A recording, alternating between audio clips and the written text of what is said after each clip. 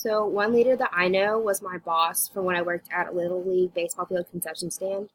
And her job was to run the facility and kind of just like be present at least once a day because she wasn't in there full time. She would just come in and make sure the employees were doing what they're supposed to be doing. She would deal with like inventory, making sure all the food we needed was in stock, and she also kept track of like the profit and the money. And she was there also to kind of like answer questions or help employees. But in my opinion, she was unsuccessful in terms of leadership. She was always just kind of negative, and she would never really push us to do good work. She would always kind of hash out on the negative things that we do instead of the positive things. So she was like barely there. She would never come in, maybe just once a week for like 5 minutes. Didn't really do her job well. Um, so everyone else felt pressured to do her job because she was never there to do it. She was kind of lazy. So a lot of the times the employees would have to make sure the stuff was there because a lot of times we would come into work and we wouldn't have enough inventory. The money wouldn't have been counted from the day before. She definitely had a weak voice in terms of leadership. No one really took her seriously just because she was always just rude to us and didn't really care how well the concession stand was. Um, she definitely abused her like privilege and power, and she would only do what would benefit her.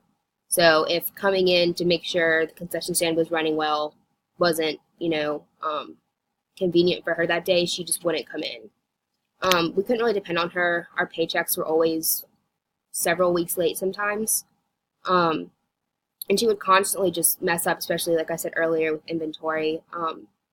We wouldn't always have enough inventory to sell to customers, and she had been our like a boss for years, and she still just couldn't get like a handle of doing it well.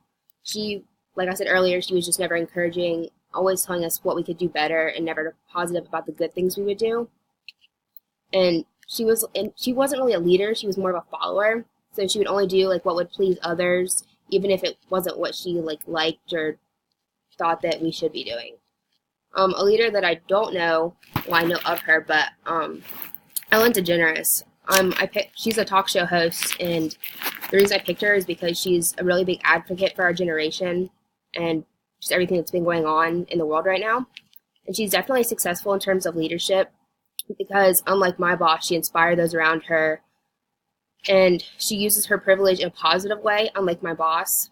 And she would help others with that privilege instead of just abusing her power and doing things that were only good for her. She helps others instead.